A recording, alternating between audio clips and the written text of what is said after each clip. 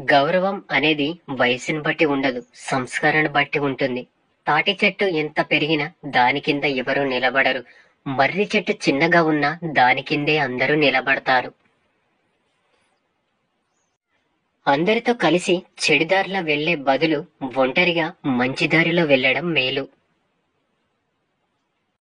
వాళ్ళేమనుకుంటున్నారో వీళ్ళేమనుకుంటున్నారో అనుకుంటూ పోతే సగం జీవితం అయిపోతుంది. అసలు నువ్వేమనుకుంటున్నావో అది నువ్వు మొదలుపెట్టు, కనీసం ఏదో ఒకటన్నా అవుతుంది.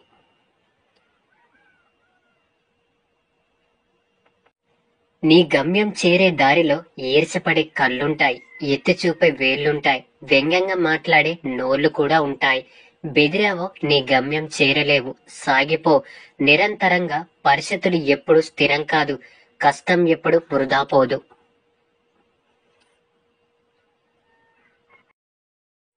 ప్రేమించానని చెప్పిన శ్రీ సడన్ గా నీతో మాట తీరు మార్చి నీతో మాట్లాడడానికి సమయాన్ని కేటాయించడం తగ్గించింది అంటే తాను నిన్ను మోసం చేయడానికి సిద్ధపడుతుంది అని అర్థం చేసుకో.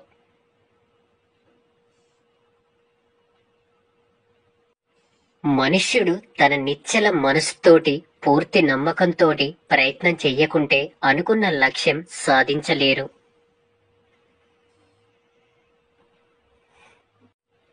నీవు బ్రతికుండేది కేవలం ఈ రోజు మాత్రమే అన్నట్లు నీ కర్తవ్యాన్ని నిర్వహించు. ఫలితాన్ని మాత్రం భగవంతునికి వదిలేయ్. అప్పుడు ప్రపంచంలో ఏ బాధ నీ దరి చేరదు.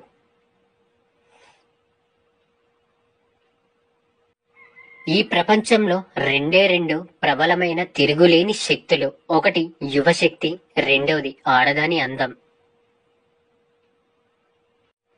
ఏ పని మొదలు పెట్టినా ఆపవద్దు, మధ్యలో వదిలిపెట్టవద్దు. ఫలితం గురించి ఆలోచించకుండా పని చెయ్యడమే మనిషి పని.